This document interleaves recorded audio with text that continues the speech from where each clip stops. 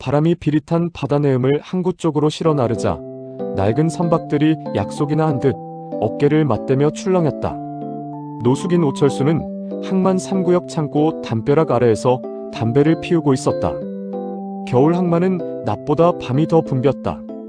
화물선 두 척이 불을 켜고 정박해 있었고 부두 노동자 몇 명이 고개를 숙인 채 지나쳤다. 아무도 아무것도 묻지 않는 곳이었다. 빈 소주병 2개, 편의점 봉지, 그리고 그 사이에 끼어있던 것, 방수 케이스가 씌워진 휴대폰 하나. 화면은 꺼져 있었다. 그는 장갑도 끼지 않은 손으로 집어들었다. 바람이 손가락 마디를 물어뜯었다. 전원 버튼을 눌렀다. 화면이 켜졌다. 잠금화면 배경은 바다였다. 하늘이 분홍빛으로 물든 일출 사진. 누군가 소중하게 찍어둔 것처럼 보였다. 알림이 쌓여 있었다. 카카오톡 23개, 인스타그램 4개, 배달앱 1개. 오철수는 글을 잘 못 읽었다. 그러나 숫자는 알았다. 이 정도 알림이면 오래 버려진 폰이 아니었다. 누군가 오늘도 이 번호로 연락을 하고 있다는 뜻이었다. 그는 112를 눌렀다. 주운 물건을 경찰에 넘기면 가끔 밥값이 나왔다. 오늘따라 배가 많이 고팠다. 형사 강태준이 현장에 도착했을 때 새벽 3시가 넘어 있었다. 항만 가로등은 안개 속에서 노랗게 번졌다. 바닷바람이 귀를 잘랐다. 창고 담벼락엔 녹슨 철조망이 쳐져 있었고 그 아래 오철수가 담요를 두른 채 쪼그려 앉아 있었다. 태주는 장갑을 낀 채 휴대폰을 비닐백에 넣으려다 잠금 화면에 뜬 문자 미리 보기 하나를 봤다. 발신인 엄마. 내용 서아야. 오늘도 밥은 먹었니? 그 이름을 확인하는 순간 태준의 손이 멈췄다. 윤서아. 26. 웹디자인 프리랜서. 부산 동구 원룸 거주. 실종 신고 접수일 2024년 10월 14일. 사흘 만에 자발적 잠적으로 처리된 사건. 성인 여성. 보호자 없음. 형사들 사이에서 그런 케이스를 부르는 말이 있었다. 소리 없이 닫히는 문. 태주는 그 표현이 항상 불편했다. 문은 저절로 닫히지 않는다. 누군가 반드시 닫는다. 오늘은 2025년 1월 17일이었다. 실종된 지 95일째. 그런데 엄마는 오늘도 카톡을 보냈다. 그리고 이 휴대폰은 오늘도 켜져 있었다. 태주는 현장 감식팀장에게 말했다. 로그인 기록 전부 뽑아줘. 실종일부터 오늘까지. 팀장이 미간을 찌푸렸다. 실종 사건인데 강력팀이 왜? 뽑아줘. 다음날 오후 2시. 포렌식 결과가 나왔다. 태주는 한 줄씩 읽었다. 그리고 처음부터 다시 읽었다. 카카오톡 마지막 발신 지난 12주 동안 단 한 번도 빠지지 않았다. 오차 5분 이내. 태주는 의자를 뒤로 밀었다. 95일 동안 그녀는 완벽하게 살아있었다.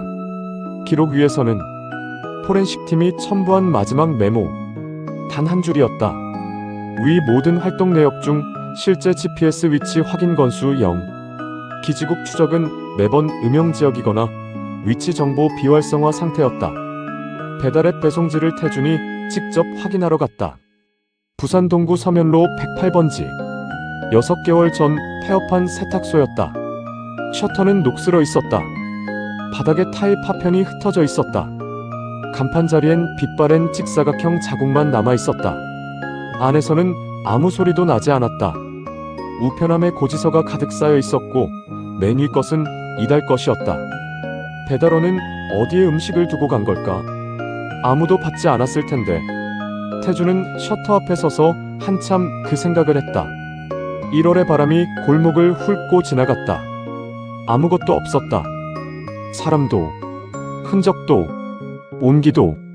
태주는 서아의 지인 6명에게 전화를 돌렸다. 똑같은 질문을 반복했다. 최근 석 달 사이에 직접 만난 적 있습니까? 6명. 전원 같은 대답이었다. 없다. 그러나 카톡은 왔다고 했다. 인스타그램 스토리도 올라왔다고 했다. 서아가 찍어 올린 음식 사진도 봤다고 했다. 다들 말했다. 살아있는 거 아니에요? 어머니의 목소리는 울먹였다. 살아있는 거 맞잖아요, 형사님. 제 딸이 어제도 답장을 보냈는데 어머니는 딸이 사라졌다는 사실을 모르고 있었다. 아니, 모르도록 누군가 철저하게 설계해 두었다. 가족도 친구도 모두 속았다.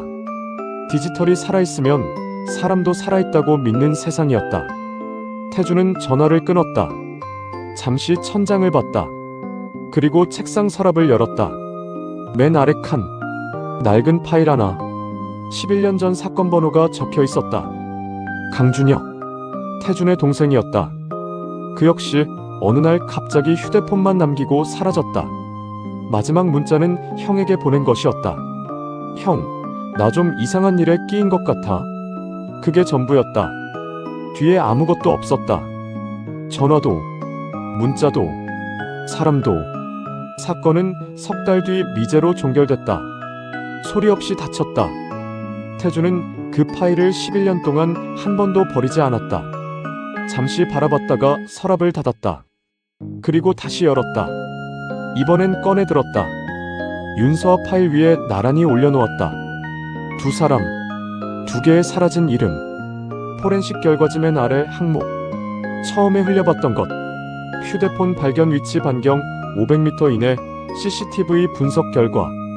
해당 기기 최초 활성화 시각 47 전후 1시간 동안 포착된 인물 없음. 단, 동일 시각대 동일 구역 내 해당 기기의 마지막 로그인 기록 확인됨. 로그아웃 시각 2분. 누군가 이 휴대폰을 그 자리에 내려놓고 마지막으로 한 번 더 로그인하고 흔적 없이 사라졌다. CCTV에도 찍히지 않은 채 항만 안개 속으로. 단 2분 만에 태주는 코트를 집었다. 창문 너머 바람 소리가 낮게 울었다. 그는 잠깐 멈춰섰다. 이 사건, 어딘가 냄새가 났다. 11년 전과 같은 냄새. 같은 온도. 같은 공백. 누군가 사람을 지우고 그 자리에 기록만 남겨두는 방식. 그는 그 생각을 억눌렀다. 아직은 서하의 원룸이 있던 골목으로 가야 했다. 서하의 원룸은 부산 동구 수정동 골목 안쪽에 있었다. 항만에서 걸어서 15분. 외지인 노동자와 고시생이 섞여 사는 오래된 원룸촌이었다. 건물마다 에어컨 실외기가 녹슬어 있었고 골목엔 킥보드와 분리수거 봉투가 뒤섞여 있었다. 저녁엔 라면 냄새가 났고 새벽엔 아무 냄새도 나지 않았다. 유흥가와 항만 사이 어딘가. 낮에도 조용하고 밤에도 조용한 곳. 외지인 노동자들은 서로 이름도 몰랐다. 사람 하나 사라져도 아무도 모르는 종류의 동네였다. 그래서 누군가 이 동네를 골랐을 것이었다. 피해자의 주거지를 고른 것이 아니라 이 동네 자체를 무대로 고른 것이었다. 건물 관리인 박 씨는 203호 문을 열어주면서 말했다. 석 달째 월세가 안 들어오길래 연락했더니 곧 낸다고 카톡 오던데요. 문자도 오고. 근데 직접 오질 않아서. 태주는 대답하지 않았다. 방은 그대로였다. 이불이 개져 있었다. 컵라면 용기 하나가 싱크대에 놓여 있었다. 창문은 잠겨 있었다. 슬리퍼 한 켤레가 현관 앞에 가지런했다. 먼지가 고르게 쌓여 있었다. 누군가 살다 떠난 방이 아니었다. 누군가 살다 사라진 방이었다. 그 차이는 먼지의 두께로 알 수 있었다. 사람이 있으면 먼지는 움직인다. 이 방의 먼지는 석 달째 정지해 있었다. 태주는 방 안을 한 바퀴 돌며 손대지 않고 눈으로만 읽었다. 책상 위를 봤다. 포스트잇이 붙어 있었다. 마감 11월 3일. 시안 3개. 클라이언트 수정 요청 반영. 그 옆에 스티커 한 장. 강아지 그림. 아무 의미 없이 붙여둔 것들. 일상이 그대로 멈춰 있었다. 마우스 옆에 손크림이 놓여 있었다. 뚜껑이 열린 채였다. 사용하다 그냥 두고 간 것이었다. 뚜껑을 닫을 여유도 없이 나간 사람이었다. 도망간 사람의 책상이 아니었다. 무언가에 쫓긴 사람의 책상이었다. 그 무언가가 10월 14일 새벽에 골목 끝에서 기다리고 있었다. 태주는 관리인에게 물었다. CCTV 있어요? 건물 입구에 하나요? 영상을 받았다. 2024년 10월 14일. 태주는 타임스탬프를 당겼다. 자정. 새벽 1시. 2시. 그리고 새벽 2시 47분. 윤서아가 나타났다. 화질이 나빴다. 바닷바람 때문에 렌즈가 항상 흐릿했다. 해상도가 낮아서 얼굴은 번진 점처럼 보였다. 그러나 알아볼 수는 있었다. 짧은 머리, 후드 집업, 양손에 아무것도 들지 않은 채 빠르게 계단을 올라갔다. 203호로 들어갔다. 그리고 정확히 3분 뒤 작은 가방 하나만 든 채 나왔다. 태주는 영상을 멈췄다. 다시 재생했다. 세 번째 재생에서 0.5배속으로 바꿨다. 3분. 짐을 싸기에도 부족한 시간이었다. 옷 한 벌 제대로 고르기도 어렵다. 무언가를 가지러 온 것이었다. 처음부터 어디에 있는지 알고 있던 것을, 3분 안에 꺼내서 담을 수 있는 것을. 그리고 서한은 나오면서 뒤를 돌아보지 않았다. 돌아보는 행동은 아직 미련이 남은 사람이 한다. 서한은 돌아보지 않았다. 그는 방안을 다시 봤다. 책상, 포스트잇, 개어진 이불, 그리고 싱크대 아래 서랍 하나가 완전히 닫혀있지 않았다. 1cm. 다른 서랍들은 모두 닫혀 있었다. 태주는 서랍을 열었다. 안에 있어야 할 것들이 없었다. 충전기 자국, 보조 배터리 자국, 메모지 자국, 서랍 크기만한 공백. 서한은 그날 새벽 이것들을 가지고 갔다. 충전기를 챙긴 사람은 돌아올 생각이 없는 사람이다. 혹은 오래 버텨야 하는 사람이다. 태주는 다시 영상으로 돌아갔다. 서아가 건물을 나서는 장면. 그녀는 골목 안쪽을 보지 않았다. 입구 방향으로 걸었다. 고개를 숙인 채 빠르게 어깨가 경직되어 있었다. 태주는 타임스탬프를 끌었다. 골목 입구, 가로등 아래. 그녀가 멈춰 섰다. 검은 승합차가 있었다. 주차된 것인지 기다린 것인지 알 수 없었다. 전조등은 꺼져 있었다. 번호판 각도가 카메라에서 벗어나 있었다. 의도적으로 비튼 각도였다. 이 자리에 이 방향으로 세워두면 카메라에 안 잡힌다는 것을 알고 있는 사람이 세운 차였다. 그 자리를 사전에 답사한 사람이었다. 계획적이고 조용하고 오래된 사람이었다. 서한은 4초 동안 그 차를 봤다. 멈췄다. 그리고 걸어갔다. 차 쪽으로. 느리게. 끌려가는 것처럼이 아니라 알면서 걷는 것처럼. 영상은 거기서 끊겼다. 가로등 범위 바뀌었다. 태주는 화면을 고정했다. 서아의 뒷모습이 가로등 경계선에서 멈춰 있었다. 한 발만 더 내디디면 어둠 속이었다. 그 발을 내딛기 직전의 모습. 태주는 그 프레임을 오래 들여다봤다. 두려운 것처럼 보이지 않았다. 알고 있는 것처럼 보였다. 받아들인 사람의 걸음걸이였다. 그게 더 나빴다. 태주는 관리인에게 말했다. 이 골목에 다른 CCTV 있는 건물 있으면 다 알려줘요. 관리인이 고개를 저었다. 여긴 다들 안 달아요. 괜히 찍히기 싫어하는 사람들이 많아서. 태주는 골목을 나왔다. 바람이 불었다. 승합차가 서 있던 자리. 아스팔트 위에 기름 자국이 없었다. 자주장소를 바꾸는 차였다. 그러나 담배꽁초 2개가 있었다. 같은 브랜드. 동일한 자리. 꽁초의 입술 자국이 같은 방향으로 나 있었다. 같은 사람이 2번 피웠다. 오래 기다린 것이었다. 태주는 꽁초를 봉투에 담았다. 그 사람은 서아가 나올 줄 알고 있었다. 그리고 서아는 그 사람에게 걸어갔다. 태주는 203호 쪽을 한 번 더 올려다봤다. 불이 꺼진 창문, 가지런한 슬리퍼, 뚜껑이 열린 손크림, 마감 포스트잇. 그 방에는 돌아올 생각이 있는 사람의 물건들이 그대로 남아 있었다. 그리고 그 사람은 95일째 돌아오지 않았다. 하지만 그녀의 카카오톡은 어제도 메시지를 보냈다. 어머니는 오늘도 답장을 기다리고 있었다. 딸이 살아있다고 믿으면서 누군가 그 방 주인의 삶을 대신 살고 있었다. 마지막 통화 상대는 한도윤이었다. 포렌식 팀이 뽑아낸 통화 기록. 서아의 실종 당일인 10월 14일 오후 11시 23분. 통화 시간 4분 17초. 그것이 윤서아의 휴대폰에 기록된 마지막 실제 음성 통화였다. 이후 음성 통화는 없었다. 문자와 카톡만 이어졌다. 메시지들은 살아있는 사람의 것처럼 보였다. 그러나 목소리는 없었다. 사람이 사라지면 목소리부터 없어진다. 기록은 남아도 목소리는 사라진다. 한도윤, 33, 전 중고차 딜러, 현재 불법 대출 브로커, 사기전과 일범, 주소지 부산 동구 초량동. 조회 결과에 나온 사진은 웃고 있었다. 증명사진에서 웃는 사람은 드물다. 연습된 인상을 가진 사람이었다. 서아가 왜 이 남자와 연결됐는지는 어렵지 않게 이해됐다. 프리랜서 생활, 불규칙한 수입, 소액 대출 반복, 제도권 대출이 막힌 사람이 마지막으로 찾는 곳이 있었다. 한도윤 같은 사람들이 거기 있었다. 사람 심리를 잘 읽는다는 전과 기록이 있었다. 피해자들 진술에 그 표현이 반복됐다.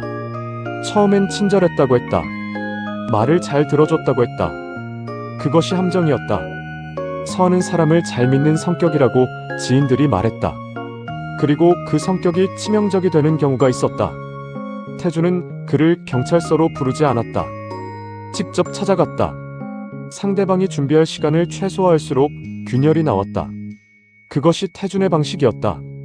도윤은 초량동 골목 안쪽 오래된 상가 건물 2층에 있었다. 간판 없는 사무실이었다. 문을 두드렸다. 잠시 후 문이 열렸다. 키가 크고 어깨가 넓었다. 잘 다린 셔츠. 머리카락이 단정했다.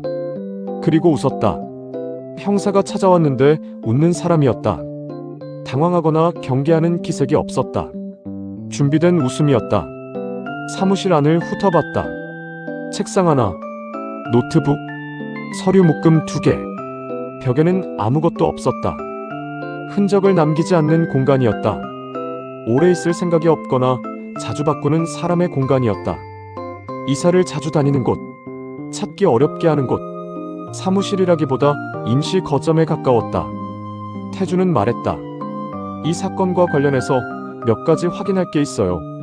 도윤은 의자를 권했다. 태주는 앉지 않았다. 서아 씨와는 어떤 관계입니까? 도윤은 잠깐 생각하는 척했다. 시간을 재는 표정이었다.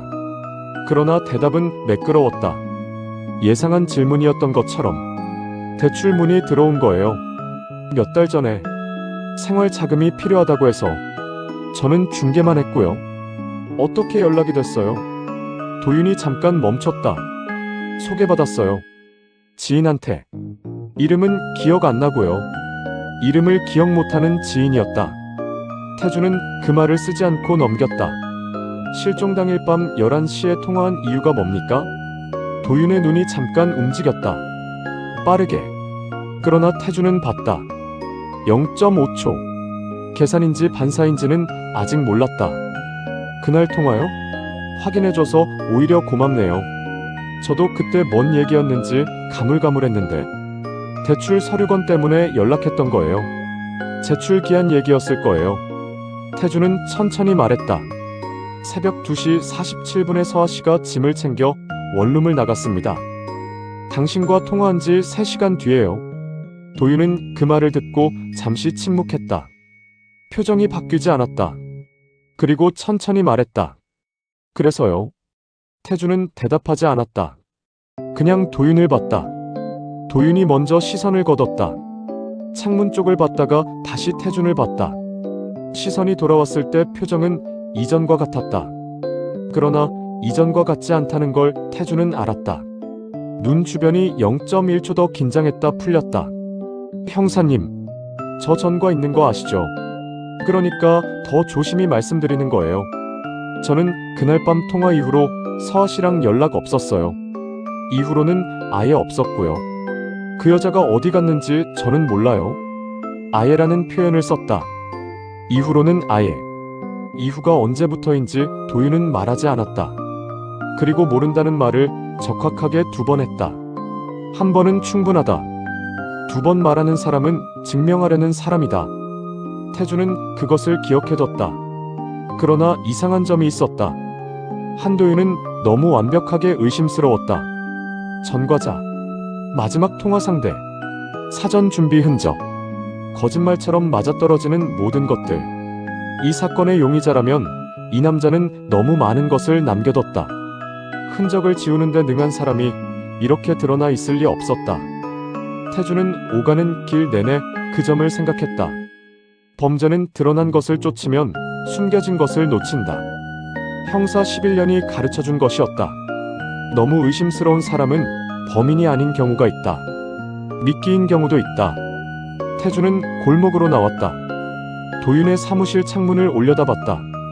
블라인드 사이로 그림자가 움직이는 게 보였다. 전화를 거는 모양이었다. 형사가 다녀갔다고 누군가에게.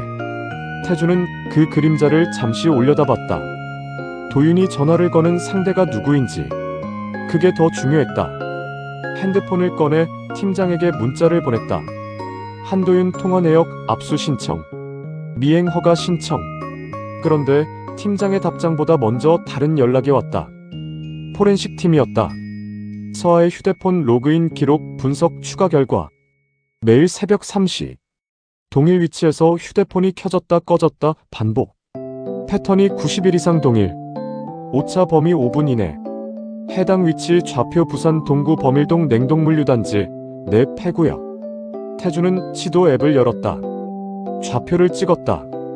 위성 사진으로 전환했다.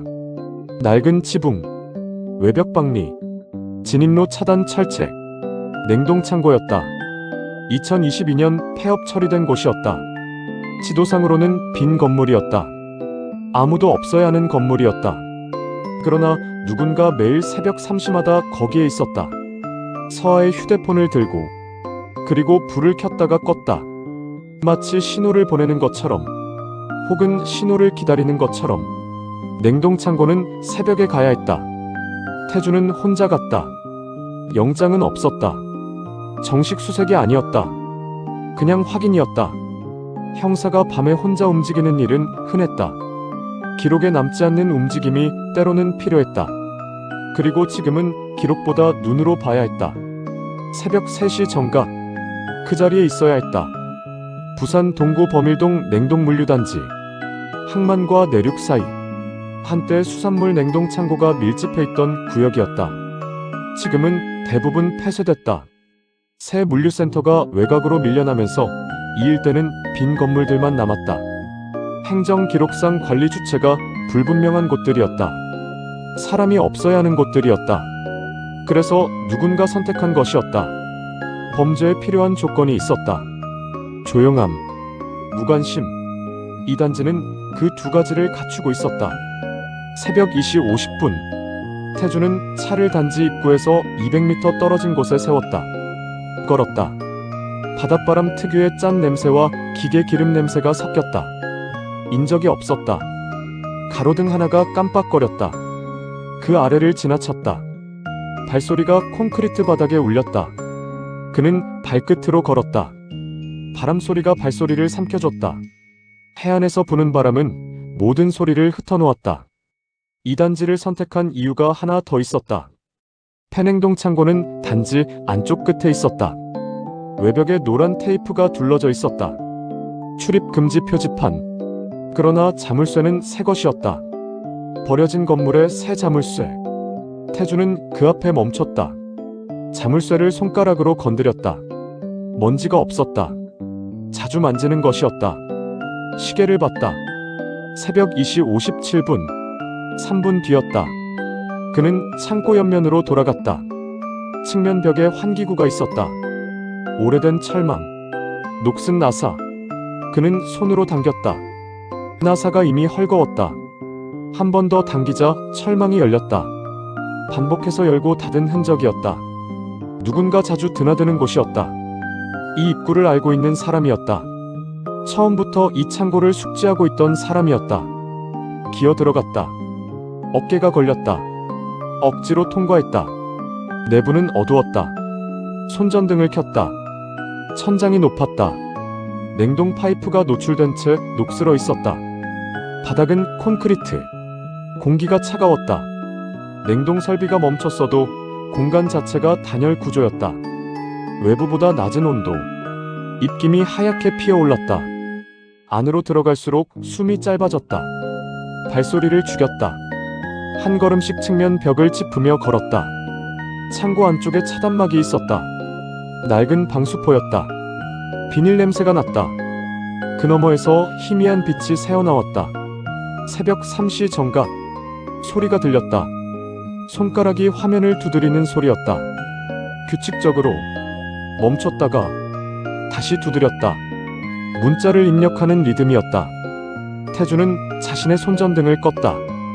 벽을 따라 이동했다. 숨을 죽였다. 차단막 가장자리에서 멈췄다. 천천히 끝을 손가락 2개 너비만큼 들쳤다. 남자 하나. 등을 보이고 앉아 있었다. 접이식 의자. 무릎 위에 스마트폰. 화면이 켜져 있었다. 카카오톡이었다. 발신인 이름이 보였다. 윤서아.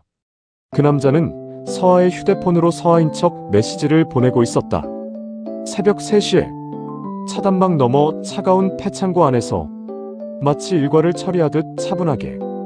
타이핑 속도가 빨랐다. 망설이지 않았다. 오래 해온 사람의 손이었다. 그리고 태준이 가장 먼저 확인한 것. 그 남자의 체형은 한도윤이 아니었다. 더 작고 더 마른 몸이었다. 한도윤은 키가 크고 어깨가 넓었다.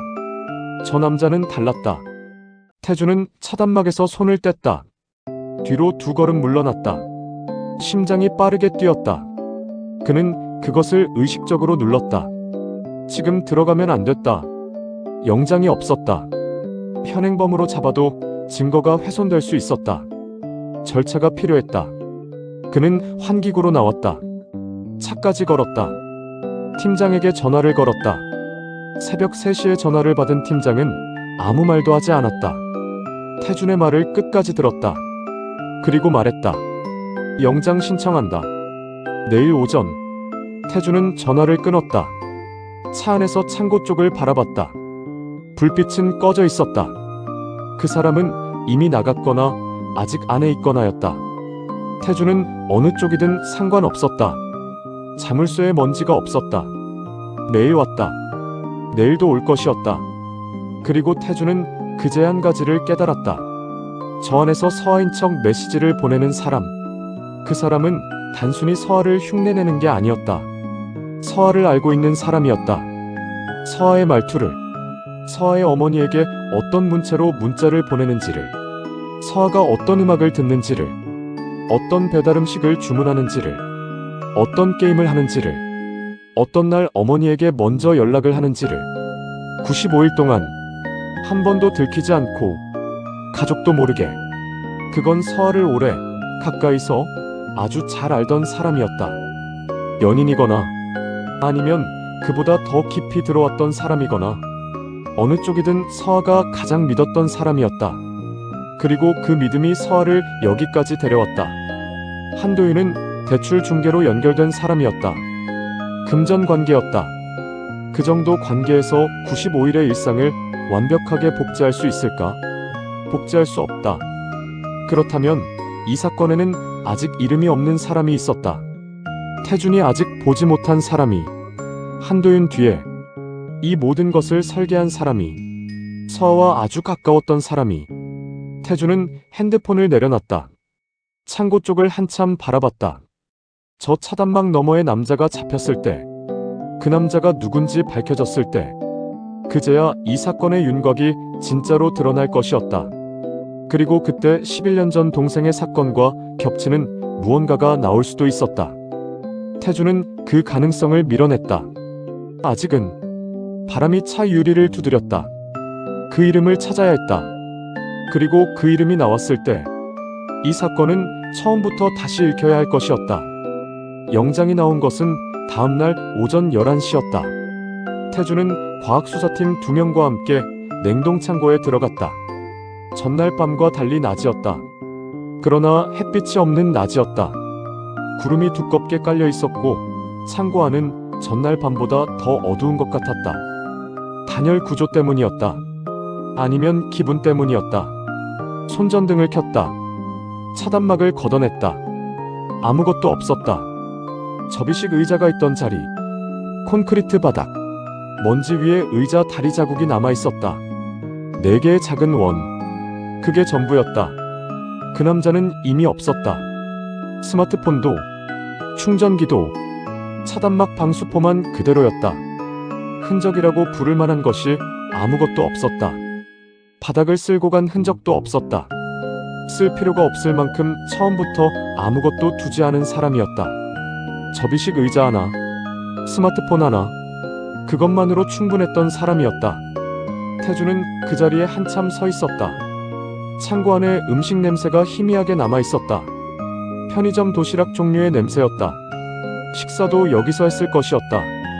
95일 동안 매일 새벽 3시 혼자서 판행동 창고 안에서 접이식 의자에 앉아 죽은 사람의 이름으로 메시지를 보내면서 태주는 그 장면을 머릿속으로 그렸다가 지웠다.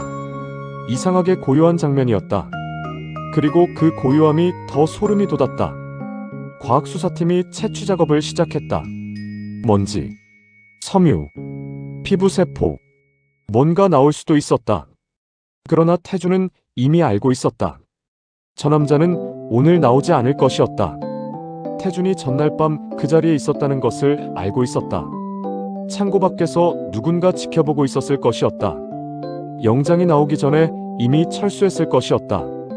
그리고 내일 다른 장소를 찾을 것이었다. 루틴은 유지하면서, 장소만 바꾸면서. 그 사람은 그런 방식으로 움직이는 사람이었다. 그는 창고를 나왔다. 팀장에게 전화했다. 내부 인원 중 누군가 정보를 흘렸을 가능성, 영장 신청 시점과 유출 경로. 팀장은 잠시 말이 없었다. 그리고 말했다. 다른 결과가 나왔다. 포렌식 팀이 서아의 금융 기록을 확장 분석한 결과였다. 서아 명의로 개설된 계좌가 추가로 3개 발견됐다. 모두 실종 이후에 개설된 것이었다. 용도는 3가지였다. 불법 대출 브로커 수익 계좌, 소액 결제 환전 계좌, 그리고 성매매 알선 플랫폼 정산 계좌. 죽은 사람의 신분이 범죄에 사용되고 있었다. 그것도 체계적으로. 태주는 차에 앉아 서류를 봤다. 계좌 개설 날짜, 거래 내역, 자금 흐름. 단순한 신분 도용이 아니었다. 서아 명의를 중심으로 불법 자금이 유통되는 구조가 설계되어 있었다. 한 사람의 죽음이 범죄 인프라의 기초가 된 것이었다. 사람이 사라지면 그 이름만 남는다. 그리고 그 이름은 법적으로 아직 살아있는 사람의 이름이었다. 그 이름으로 계좌를 열고 거래를 하고 자금을 세탁했다. 누군가 오랫동안 이것을 준비했다. 서아가 사라지기 전부터 준비했을 수도 있었다. 서아를 사라지게 한 다음 그 빈자리에 구조를 올린 것이 아니라 구조를 먼저 설계하고 서아를 그 안에 집어넣은 것일 수도 있었다. 서아는 피해자이기 전에 도구였을 수 있었다. 그렇게 생각하는 것이 태준에게도 쉽지 않았다. 그러나 자금 흐름은 거짓말을 하지 않았다. 그리고 그 자금은 모두 한 곳으로 흘러 들어가고 있었다. 한 사람에게로. 이름이 없는 한 사람에게로. 태준은 마지막 계좌 항목 아래 메모를 봤다. 해당 계좌들의 최종 수치 IP 분석, 불가 VPN, 다중 우회, 접속 패턴 분석 결과 매주 화요일 오전 10시 11시 사이 집중 접속, 오차 범위 10분 이내, 매주 화요일 오전 10시. 그것은 서아의 모바일 뱅킹 로그인 시간에서 하루가 어긋난 시간이었다. 같은 사람이 운영하는 계좌들이었다. 그리고 그 사람은 루틴이 있었다. 루틴이 있는 사람은 잡힌다. 모든 것이 자동화된 것처럼 보여도 사람이 직접 확인하는 순간이 반드시 있었다. 그 순간이 취약점이었다. 그 사람도 예외가 아니었다. 태주는 서류를 덮었다. 창고 밖에서 과학수사팀원 하나가 손을 들었다. 태준이 다가갔다. 팀원이 말했다. 한 가지 발견됐습니다. 창고 바닥. 차단막이 있던 구역 바로 옆. 콘크리트 사이틈에 끼어 있던 것. 플라스틱 조각이었다. 명암 크기보다 작았다. 떨어진 것인지 흘린 것인지 알 수 없었다. 의도적으로 남긴 것은 아닐 것이었다. 이 정도로 치밀한 사람이 이걸 남겨두고 가지는 않는다. 실수였다. 모든 사람이 실수를 한다. 단 한 번이라도. 그리고 그 단 한 번이 태준에게는 충분했다. 유흥업소 영수증이었다. 업소 이름 플래티넘 라운지. 날짜 2024년 11월 7일. 카드 결제. 윤서아명의 카드. 태준은 영수증 조각을 비닐백에 담았다. 플래티넘 라운지. 서아 카드가 거기서 결제됐다. 서아가 직접 간 것이 아니었다. 그 카드를 쓰는 사람이 갔다. 그 업소에 누군가가 있었다. 그리고 그 업소에는 이름이 없는 종업원이 한 명 있을 것이었다. 서아를 알고 있는 사람이, 혹은 서아를 알고 있는 사람을 알고 있는 사람이. 이 사건은 항상 한 겹씩 더 있었다. 태주는 창고를 마지막으로 한번 둘러봤다. 의자 자국 4개, 먼지, 비닐 냄새, 그리고 음식 냄새의 잔재. 누군가 95일을 이곳에서 매일 새벽 3시에 보냈다. 혼자서, 차갑게, 아무 말 없이. 그리고 그것이 직업이었다. 태주는 그 사실이 어떤 이유에서인지 이 사건에서 가장 끔찍하게 느껴졌다. 태주는 밖으로 나왔다. 바람이 불었다. 그는 플래티넘 라운지 영수증 비닐백을 주머니에 넣었다. 다음은 그 업소였다. 플래티넘 라운지는 부산 동구 유흥가 골목 안쪽에 있었다. 간판은 작았다. 영업 중이라는 표시도 없었다. 낮에는 문이 닫혀 있었다. 건물 자체가 오래됐다. 외벽에 물때가 끼어 있었고 1층 창문에 시트지가 붙어 있었다. 아무것도 보이지 않는 구조였다.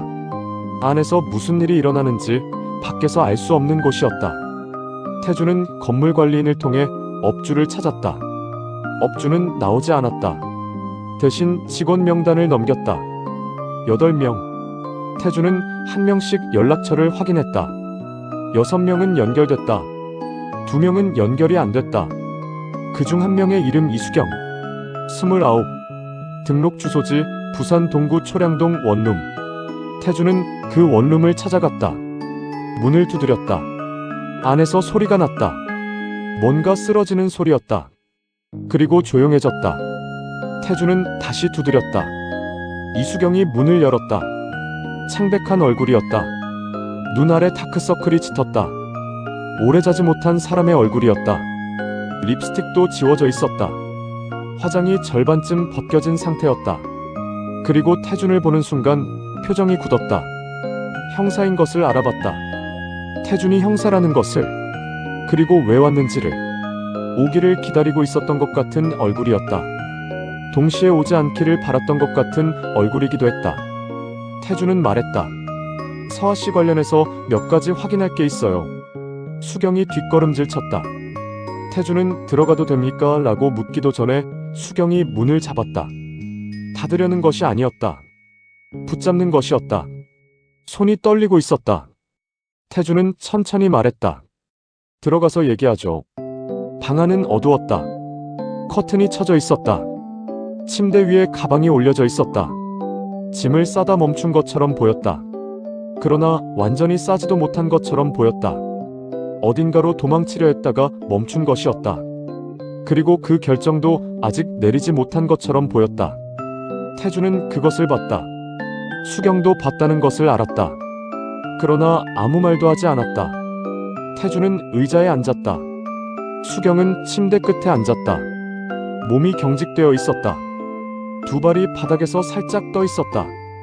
언제든 일어날 준비가 된 자세였다. 태준이 물었다. 서아씨 카드로 업소에서 결제된 내역이 있어요. 아는 거 있어요? 수경은 대답하지 않았다. 이수경씨. 몰라요.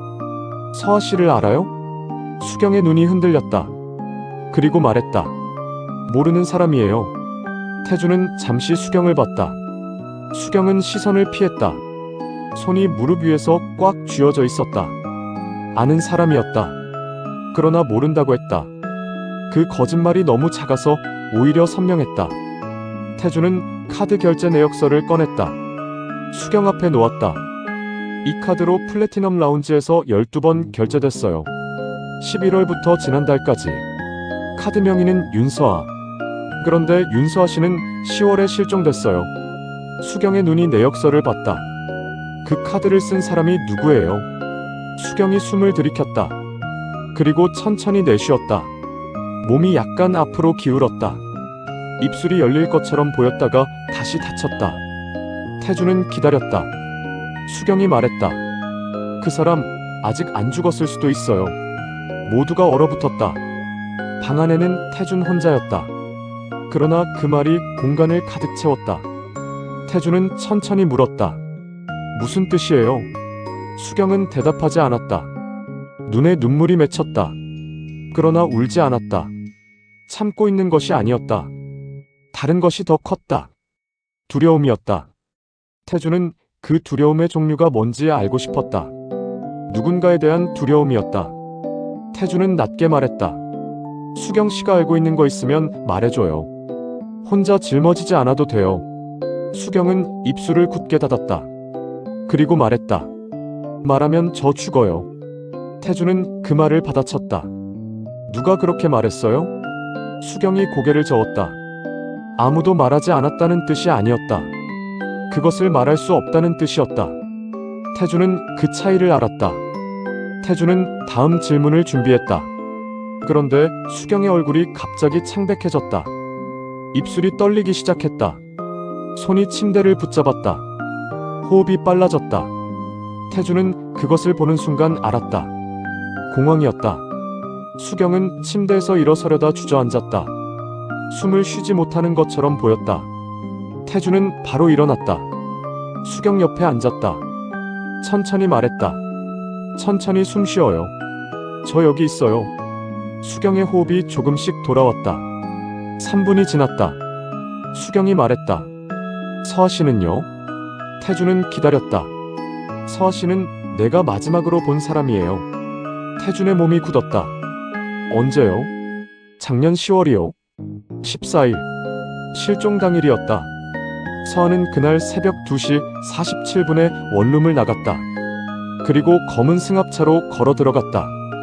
그 차 안에 이수경이 있었을 수도 있었다. 또는 그 다음 어딘가에서. 어느 쪽이든 수경은 알고 있었다. 그 후에 무슨 일이 있었는지를. 태준은 숨을 고르며 다음 질문을 하려 했다. 그런데 수경의 휴대폰이 울렸다. 수경이 화면을 봤다. 그리고 순식간에 표정이 굳었다. 이전과 다른 굳음이었다. 공포였다. 가줘요. 수경씨. 제발요. 목소리가 떨렸다. 지금 나가줘요. 빨리요. 태준은 일어났다. 명함을 침대 위에 올려놨다. 문 쪽으로 걸었다가 돌아봤다. 수경은 휴대폰을 바라보고 있었다. 손이 떨렸다. 눈물이 흘렀다. 태준은 문을 닫고 나왔다. 복도에서 잠시 멈췄다. 실종 당일 마지막으로 본 사람, 그리고 누군가 방금 수경에게 전화를 걸었다. 태준이 거기 있다는 것을 알고 그 전화를 건 사람이 이 사건의 핵심에 있었다. 그리고 그 사람은 지금도 어딘가에서 이 수사를 보고 있었다. 태준은 계단을 내려갔다. 밖에서 바람이 불었다. 그는 멈추지 않았다. 수경은 다음날 사라졌다. 태준이 초량동 원룸을 다시 찾아갔을 때 방은 비어 있었다. 침대 위 가방도 없었다. 명함도 없었다. 서랍이 열린 채였다. 옷이 반쯤 빠져 있었다. 급하게 나간 것이었다. 생각할 시간 없이 그냥 나간 것이었다. 아직 결정하지 못한 채로 나간 것이었다. 눈물 자국이 마른 티슈가 쓰레기통 옆에 떨어져 있었다. 태준은 그것을 봤다. 오래 울었던 것이었다. 관리인에게 물었다. 새벽에 나갔다고 했다. 방향은 몰랐다. 태준은 관리인에게 CCTV를 요청했다. 확인했다. 새벽 2시 13분. 이수경이 가방을 들고 나왔다. 골목으로 걸어갔다.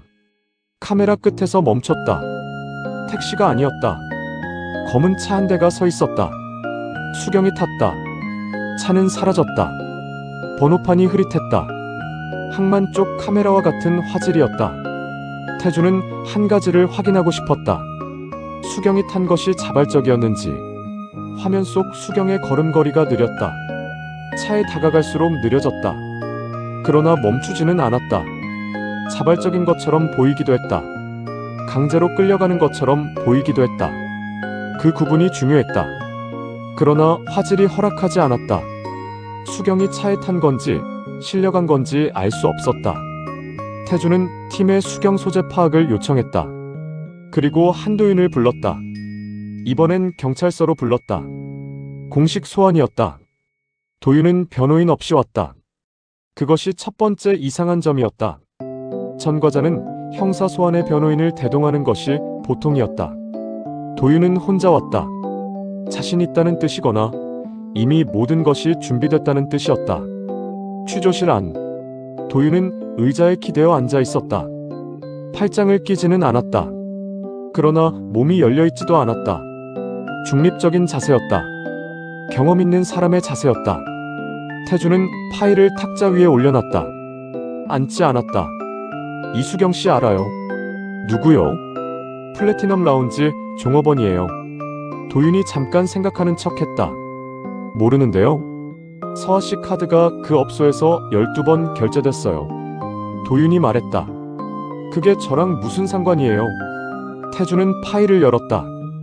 계좌 분석 결과를 펼쳤다. 도윤 앞에 밀었다. 서아 씨 명의 계좌 3개. 불법 대출 수익 계좌. 소액결제 환전. 성매매 알선 정산. 그리고 이 계좌들의 중개 수수료 지급 내역에 당신 명의 계좌가 연결돼 있어요. 도윤은 서류를 봤다. 표정이 바뀌지 않았다. 잠시 침묵이 있었다. 도윤이 말했다.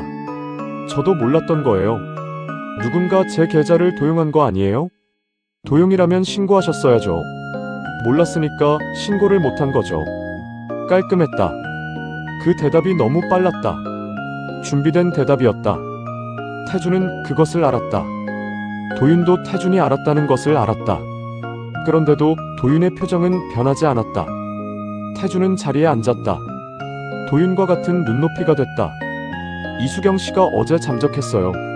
서아 씨 실종 당일 마지막으로 봤다고 진술했는데 도윤의 눈이 움직였다. 이번엔 반응이 있었다. 그 진술 들으셨어요? 도윤이 말했다. 제가 왜 그 여자 진술을 알아요? 모른다고요? 네. 태준은 도윤을 봤다.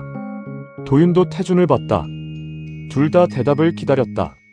먼저 말하는 쪽이 약해지는 구조였다. 도윤이 먼저 말했다. 형사님, 솔직하게 여쭤볼게요. 저 지금 용의자예요? 참고인이에요. 그럼 가도 되죠. 도윤이 일어서려 했다. 태준이 말했다. 서아 씨 시체가 없어요. 도윤이 멈췄다. 앉지 않은 채로. 형사님은 죽었다고 확신하죠? 태준은 대답하지 않았다. 도윤이 말했다. 시체도 없는데. 그리고 다시 앉았다. 서두르지 않는 움직임이었다. 태준이 던진 말에 끌려온 것이 아니라 스스로 선택한 것처럼 보였다. 저도 궁금해요. 솔직히 그 여자가 어디 있는지. 태준은 도윤을 봤다. 도윤의 눈에는 아무것도 없었다. 두려움도, 분노도, 죄책감도, 그냥 텅 빈 눈이었다. 그 공허함이 더 불편했다. 연기인지 진심인지 알 수 없었다. 형사님은 저를 범인으로 보고 있죠. 아직 판단 안 했어요. 그렇지 않으면 저한테 이렇게 계속 오지 않았겠죠. 도윤이 천천히 말했다. 근데 형사님, 저 진짜 몰라요. 그 여자가 살아있을 수도 있잖아요. 어딘가에서 혼자 살고 있을 수도 있잖아요.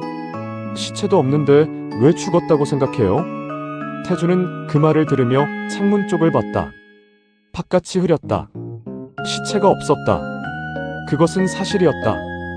서아명의 계좌들이 지금도 운영되고 있었다. 서아명의 카드가 지금도 결제되고 있었다. 서아 어머니는 지금도 딸에게서 카톡을 받고 있었다. 만약 서아가 살아있다면, 만약 이 모든 것이 서아 스스로 만든 것이라면, 만약 도윤이 진범이 아니라면, 태준은 그 생각을 의식적으로 눌렀다. 그러나 완전히 지워지지 않았다. 형사 생활에서 가장 위험한 순간이 이런 때였다. 확신이 흔들릴 때, 그리고 그 흔들림을 상대가 보고 있을 때, 도윤은 보고 있었다. 태준은 알았다. 그래서 더 눌러야 했다. 형사님, 제가 도울 수 있는 게 있으면 말씀하세요. 그리고 일어났다. 저 그 여자 걱정돼요. 진심으로. 도윤은 나갔다. 태준은 취조실에 혼자 앉아 있었다. 계좌 서류가 탁자 위에 펼쳐져 있었다. 도윤의 발소리가 복도에서 멀어졌다. 서두르지 않는 발소리였다. 도윤의 마지막 말이 머릿속에 남아 있었다. 시체도 없는데. 그 말이 옳았다. 그리고 그 말이 옳다는 것이 문제였다. 태주는 서류를 덮었다. 손이 테이블 아래에서 주먹을 쥐었다. 번째 수색에서 놓쳤던 구역이었다. 차단막 뒤쪽이 아니라 그 왼편. 낡은 냉동 파이프가 지나가는 벽면 아래. 콘크리트 바닥 이음새 틈. 태주는 그 자리를 처음 방문했을 때 거기까지 발이 닿지 않았다. 차단막 안쪽에 집중했기 때문이었다. 그 판단이 실수였다. 이 사건에서 태준이 저지른 첫 번째 실수였다. 처음부터 더 넓게 봤어야 했다. 파란 빛이 떴다. 약하게. 그러나 분명히. 루미놀은 거짓말하지 않았다. 면적으로 보면 손바닥 2개 크기였다. 닦았거나 원래 양이 적었거나. 과학수사팀장이 채취하면서 말했다. 사람이 죽을 만한 양은 아닙니다. 태주는 그 말을 듣고 잠시 멈췄다. 죽을 만한 양이 아니라는 것이 지금 이 시점에서 더 좋은 소식인지 나쁜 소식인지 판단이 서지 않았다. 그 판단 자체가 이 사건이 어디까지 와 있는지를 보여줬다. DNA 결과는 48시간 뒤에 나왔다. 윤서아와 일치. 태주는 결과지를 봤다. 그리고 다시 봤다. 3번 봤다. 숫자는 변하지 않았다. 혈흔 양이 너무 적었다. 죽을 만한 양이 아니었다. 그러나 그 자리에 있었다. 그 자리가 문제였다. 서아가 이곳에 있었다는 증거였다. 그러나 이곳에서 죽었다는 증거는 아니었다. 이 두 가지가 일치하지 않는다는 것이 수사를 완전히 뒤집었다. 그리고 이 순간부터 태주는 두 가지 사건을 동시에 수사해야 했다. 서아가 죽은 사건, 그리고 서아가 살아있을지도 모르는 사건. 두 가지 가능성이었다. 첫째, 누군가 의도적으로 소량의 혈흔만 남겼다. 서아가 이곳에서 죽었다는 인상을 주기 위해. 그러나 발견되지 않도록 닦았다. 루미놀은 피할 수 없었다. 그 사실을 몰랐거나 알면서도 감수한 것이었다. 둘째, 서아가 이곳에서 실제로 다쳤다. 죽지는 않을 정도로. 그리고 지금도 살아있다. 어딘가에서 누군가에 의해 붙잡힌 채로. 두 가지 모두 가능했다. 그리고 두 가지 모두 이 사건을 다시 뒤집었다. 지금까지 태준이 확신하고 있던 것들이 일제히 흔들렸다. 그리고 바로 이 순간 도윤의 말이 떠올랐다. 시체도 없는데? 그 말이 지금 이 혈흔 앞에서 완전히 다른 무게를 갖게 됐다. 태준은 팀장에게 보고했다. 팀장은 말이 없었다. 혈흔이 적다는 것. 그게 어느 쪽에 유리해요? 태준은 대답하지 않았다. 팀장이 말했다. 생각 정리되면 다시 와요. 태준은 사무실로 돌아왔다. 책상에 앉았다. 윤서아 파일을 처음부터 다시 읽었다. 실종 당일, CCTV, 원룸, 가방, 충전기, 승합차. 알고 있는 것처럼 보였다. 받아들인 사람의 걸음걸이였다. 그 걸음걸이가 지금 이 혈흔과 어떤 관계가 있는지 태주는 아직 알지 못했다. 이수경의 말. 그 사람 아직 안 죽었을 수도 있어요. 태주는 그 문장을 노트맨 위에 적었다. 그리고 그 아래 물음표를 달았다. 이수경이 직접 본 것인지, 누군가에게 들은 것인지, 아니면 바라는 것인지 알 수 없었다. 수경은 잠적했다. 그리고 이제 수경도 찾아야 했다. 태주는 파일을 덮었다. 그때 핸드폰이 울렸다. 수경의 번호가 아니었다. 모르는 번호였다. 태준이 받았다. 아무 말도 없었다. 그러나 잡음이 들렸다. 바람 소리. 어딘가 외부였다. 끊기는 것처럼 들렸다가 다시 이어졌다. 그리고 수경의 목소리가 들렸다. 떨리고 있었다. 속삭이는 것처럼 낮았다. 주변에 누군가 있는 것처럼 조심스러웠다. 한마디만 하려고 전화를 건 것처럼 보였다. 휴대폰은 버리지 마요. 그 사람은 아직도 밤마다 메시지를 보내니까. 그리고 끊겼다. 태주는 전화를 내려다봤다. 번호 추적을 요청했다. 결과가 왔다. 대포폰이었다. 위치 추적 불가였다. 그리고 그 번호는 더 이상 연결되지 않았다. 그 사람은 아직도 밤마다 메시지를 보낸다. 서아인 척 메시지를 보내는 사람. 그 사람이 아직 활동 중이었다. 수경은 그것을 알고 있었다. 수경이 잠적하기 직전에 이 한마디를 남겼다. 이것은 경고였다. 아니면 단서였다. 아니면 그 두 가지 모두였다. 수경은 이 한마디만 남기고 사라졌다. 그리고 수경도 연락이 끊겼다. 이제 태준 곁에는 아무도 없었다. 한도윤은 협조하는 척 숨어 있었다. 수경은 사라졌다. 서한은 없었다. 그 사람만 남아서 밤마다 메시지를 보내고 있었다. 태준은 창문 쪽을 봤다. 어두워지고 있었다. 항만 쪽 하늘이 붉었다가 회색으로 바뀌고 있었다. 그 사람은 아직도 밤마다 메시지를 보낸다. 오늘 밤에도, 내일 밤에도, 서아의 어머니는 오늘 밤에도 딸의 카톡을 기다리고 있을 것이었다. 태준은 핸드폰을 집어들었다. 서아 어머니에게 전화를 걸었다. 어머니는 받자마자 물었다. 딸 찾았어요? 태준은 아직이라고 했다. 어머니는 잠시 침묵했다. 그리고 말했다. 어제도 카톡 왔어요. 잘 있다고. 요즘 바쁜가 봐요. 태준은 그 말을 들으면서 눈을 감았다. 어머니는 지금도 모르고 있었다. 딸이 보내는 그 메시지들이 딸이 아닌 다른 누군가에게서 온다는 것을. 그 따뜻한 문자들이 차가운 곳에서 만들어진다는 것을. 그 문자 하나하나가 어머니를 안심시키기 위해 계산된 것이라는 것을. 그리고 딸이 아직 살아있는지조차 확인되지 않았다는 것을. 태준은 전화를 끊었다. 창밖을 봤다. 바람이 불었다. 이 사건은 아직 끝나지 않았다. 그리고 그것이 가장 나쁜 소식이었다. 3부. 박재현이라는 이름이 나온 것은 수경 때문이었다. 수경은 사흘 만에 스스로 나타났다. 경찰서 민원실 앞에 앉아 있었다. 가방을 들고 눈이 부어 있었다. 누군가에게 맞은 것처럼 보이지는 않았다. 오래 울었던 것처럼 보였다.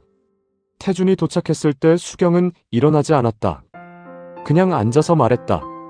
말할게요. 태준이 왜 왔냐고 묻기 전에 수경이 먼저 말했다. 그 사람이 날 찾고 있어요. 제가 직접 오는 게 낫겠다 싶었어요. 여기가 그나마 안전할 것 같아서요. 그것이 수경이 나타난 이유였다. 도망 다니다가 쫓기는 것보다 경찰서 안에 있는 것이 더 안전하다는 판단이었다. 그 판단이 맞았다. 취조실이 아니라 상담실에서 얘기했다. 태준은 아무것도 켜지 않았다. 녹음도, 카메라도 수경이 원하는 환경이었다. 수경이 자발적으로 나타났다. 그것만으로 충분했다. 수경은 천천히 말했다. 목소리가 계속 떨렸다. 그러나 멈추지 않았다. 오래 혼자 짊어지고 있었다는 것이 느껴졌다. 이 말을 하기로 결심하기까지 얼마나 오래 걸렸는지 수경의 얼굴에 써 있었다. 박재현, 35, 불법 도박 사이트 개발자, 서아의 전 연인이었다. 그들은 서아가 23일 때 만났다. 3년을 함께 살았다. 그리고 헤어졌다. 헤어진 이유는 수경도 몰랐다. 그러나 헤어진 뒤에도 박재현은 서아 주변에 있었다. 수경은 그것을 알고 있었다. 왜냐하면 수경도 박재현과 연결되어 있었기 때문이었다. 박재현이 플래티넘 라운지를 만들었다. 수경은 그 업소에서 일했다. 그것이 연결고리였다. 박재현은 사람들을 연결고리로 묶어두었다. 한번 연결되면 빠져나오기 어려운 방식으로. 태준은 물었다. 서아 씨가 우연히 알게 된 비밀이 있었어요. 그게 뭐예요?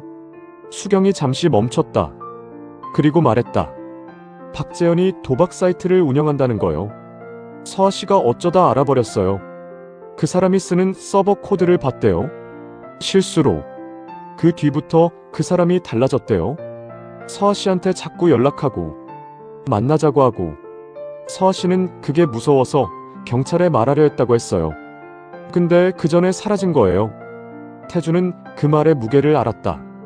서아는 그 비밀을 알게 된 뒤 사라졌다. 서아 씨는 어떻게 됐어요? 수경이 오래 침묵했다. 그리고 말했다. 살아 있었어요. 한동안은. 태준의 몸이 굳었다. 수경이 말했다. 서아는 실종 이후 즉시 죽지 않았다. 박재현이 서아를 냉동창고에 가뒀다. 몇 주 동안. 그리고 서아에게 가족에게 답장을 보내게 했다. 직접, 강제로. 박재현이 옆에 앉아 내용을 지시하면 서아가 손가락으로 타이핑했다. 서아가 살아있는 동안 계좌를 개설해야 했다. 신분 인증이 필요했다. 본인 확인이 필요했다. 서아가 직접 해야 했다. 그래서 박재현은 서아를 죽이지 않았다. 아직은 서아가 필요했다. 엄마 사랑해. 곧 연락할게. 괜찮아요. 요즘 바빠서. 그 따뜻한 문자들이 전부 그것이었다. 차가운 창고 안에서 박재현이 옆에서 지켜보는 가운데 서아가 직접 타이핑한 것이었다. 그것이 구조 신호였다는 것을 아무도 몰랐다. 어머니는 몰랐다. 지인들도 몰랐다. 태준도 몰랐다. 그리고 서아가 가장 믿었던 사람이 그 비밀을 만든 사람이었다. 그 문자를 받고 안도하던 어머니의 목소리가 태준의 머릿속에 울렸다. 요즘 바쁜가 봐요. 태준은 눈을 감았다가 떴다. 수경이 말했다. 저는 그 이유를 몰라요. 어떻게 됐는지는 박재현이 알려주지 않았어요. 그리고 물어볼 수도 없었어요. 태준은 알았다. 혈흔이 너무 적었다. 한 곳에서 끝난 것이 아니었다. 박재현은 서아의 계좌와 신분을 다 확보한 뒤 서아를 처리했을 것이었다. 그리고 그 이후에도 서아의 삶을 계속 운영했다. 자동으로 프로그래밍한 것처럼. 서아는 도구였다. 살아있는 동안에도, 죽은 뒤에도. 박재현은 서아가 죽은 뒤에도 서아를 살아있게 만들었다. 살아있는 사람보다 살아있는 디지털이 더 오래간다. 그 사실을 박재현은 알고 있었다. 그리고 그것을 이용했다. 태준은 수경에게 말했다. 지금부터 여기 있어요. 나갈 수 없어요. 수경이 고개를 끄덕였다. 처음으로 안도하는 표정이었다. 태준은 박재현의 현재 위치를 조회했다. 주소지는 두 군데였다. 모두 공실이었다. 법인 주소는 폐업 처리되어 있었다. 그러나 디지털 포렌식이 찾아낸 것이 하나 있었다. 매주 화요일 오전 10시. 접속 패턴. 그 접속지 중 가장 최근 것. 부산 서구 폐양 지하 배수시설 인근 공유 와이파이. 태준은 지도를 펼쳤다. 폐양이었다. 범일동 냉동창고에서 직선거리 2.3km. 같은 사람의 동선이었다. 장소를 바꿔가며 이동했다. 그러나 반경은 같았다. 항만에서 멀어지지 않았다. 이 도시가 그 사람의 무대였다. 같은 사람이 아직 거기 있었다. 그리고 오늘은 화요일이었다. 오전 10시까지 1시간도 남지 않았다. 태준은 코트를 집었다. 폐양 지하 배수시설은 항만 끝에 있었다. 바닷바람이 강했다. 파도 소리가 높았다. 태준은 팀원 2명과 함께 진입했다. 정식 영장이었다. 이번엔 혼자가 아니었다. 배수시설 입구는 녹슨 철문으로 막혀 있었다. 자물쇠는 새 것이었다. 패턴이 같았다. 버려진 곳에 새 자물쇠. 태준은 그것을 보고 멈추지 않았다. 배수시설은 콘크리트 터널이었다. 높이는 사람 하나가 서서 걸을 수 있는 정도. 물이 흐르는 소리가 바닥에서 울렸다. 손전등 불빛이 터널 벽면을 쓸었다. 습하고 차가웠다. 곰팡이 냄새가 났다. 범일동 냉동창고와 같은 냄새였다. 같은 사람이 고른 장소였다. 태준이 먼저 들어갔다. 50m, 100m. 터널이 꺾였다. 그리고 빛이 보였다. 희미했다. 스마트폰 화면 빛이었다. 태준은 팀원들에게 신호를 보냈다. 멈췄다. 그리고 천천히 걸었다. 박재현은 콘크리트 벽에 기대어 앉아 있었다. 노트북이 무릎 위에 있었다. 스마트폰이 옆에 놓여 있었다. 이어폰을 끼고 있었다. 태준 일행이 들어왔을 때까지 알아채지 못했다. 아니면 알면서 모른 척한 것이었다. 이 상황에서도 마지막까지 일을 처리하고 있는 사람이었다. 서아의 삶을, 서아의 이름으로. 태준이 말했다. 박재현 씨. 박재현이 고개를 들었다. 처음으로 얼굴을 봤다. 평범했다. 키는 중간. 마른 체형. 안경. 셔츠. 아무것도 특별하지 않았다. 이 사건을 설계한 사람이라고 믿기 어려운 얼굴이었다. 형사가 찾아온 것을 보고도 표정이 크게 바뀌지 않았다. 그리고 노트북 화면을 닫았다. 태준이 말했다. 그거 열어요. 박재현이 잠시 태준을 봤다. 그리고 노트북을 열었다. 화면에는 카카오톡이 열려 있었다. 발신인 이름이 보였다. 윤서아. 태준은 그 화면을 봤다. 화면 안에서 서아는 어머니에게 메시지를 보내고 있었다. 자동 예약 전송이었다. 오전 10시 정각. 타이머가 걸려 있었다. 박재현이 없어도 메시지는 나갔을 것이었다. 누군가 죽어도 디지털 흔적은 계속 살아남는다. 박재현이 말했다. 체포할 거죠. 태준은 대답하지 않았다. 박재현이 천천히 말했다. 서두르지 않는 목소리였다. 처음부터 이 순간을 예상하고 있었던 사람의 목소리였다. 준비된 대사였다. 사람들은 살아있는 사람보다 온라인 상태를 더 믿어요. 태준은 그 말을 들었다. 반박하지 않았다. 그 말이 옳았다. 서아의 어머니는 딸의 카톡을 믿었다. 지인들은 인스타그램 스토리를 믿었다. 아무도 직접 만나려 하지 않았다. 온라인이 살아있으면 사람도 살아있다고 믿었다. 박재현은 그것을 알고 있었다. 그리고 그것을 무기로 썼다. 사람의 믿음이 약점이었다. 박재현이 계속 말했다. 저는 그걸 이용했을 뿐이에요. 사람들이 원하는 걸 줬을 뿐이에요. 살아있다는 신호를요. 죽었다는 것보다 살아있다는 것을 믿고 싶은 거잖아요. 저는 그 욕구를 채워줬어요. 누구도 손해본 적 없어요. 어머니도 안심했고, 친구들도 안심했고. 태준이 말했다. 서아 씨는 손해를 봤어요. 박재현은 그 말에 잠시 침묵했다. 그리고 아무 대답도 하지 않았다. 그것이 대답이었다. 태준이 말했다. 일어나요. 박재현이 일어났다. 저항하지 않았다. 팀원이 수갑을 채웠다. 박재현은 수갑이 채워지는 동안 노트북 화면을 한 번 더 봤다. 화면 안에서 윤서아는 아직 온라인 상태였다. 태준은 그 노트북을 닫았다. 박재현은 끌려가면서도 뒤를 돌아보지 않았다. 태준은 그것을 봤다. 죄책감이 없는 사람이었다. 아니면 죄책감이 무엇인지 모르는 사람이었다. 그리고 그것이 가장 위험한 종류의 사람이었다. 터널 밖으로 나왔다. 바람이 불었다. 바다 냄새가 났다. 항만 쪽 하늘이 파랗게 열려 있었다. 이 사건이 시작된 곳, 그리고 끝난 곳. 태준은 잠시 멈췄다.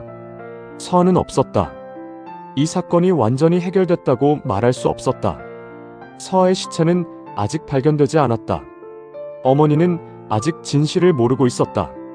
그것들은 남아 있었다. 박재현을 잡았다고 해서 그것들이 사라지지는 않았다. 그러나 지금 이 순간 태준이 할 수 있는 것은 다 했다. 그것이 전부였다. 그는 11년 전 동생의 사건을 떠올렸다. 그때는 아무것도 잡지 못했다. 이번엔 적어도 한 사람을 잡았다. 박재현의 노트북을 팀원에게 넘겼다. 핸드폰을 꺼냈다. 보고 전화를 걸려는 순간이었다. 핸드폰에 메시지가 왔다. 발신인 윤서아. 태준은 화면을 봤다. 형사님, 아직 끝난 거 아니에요. 태준은 그 문자를 봤다. 그리고 다시 봤다. 자동 발송이었다. 박재현이 미리 설정해둔 것이었다. 체포되면 이 메시지가 나가도록. 마지막 트릭이었다. 마지막까지. 그러나 태준은 그 문자를 지우지 않았다. 그냥 화면을 바라봤다. 바람이 불었다. 파도 소리가 들렸다. 서아는 없었다. 박재현은 잡혔다. 사건은 종결됐다. 그런데도 그 문자는 남아 있었다.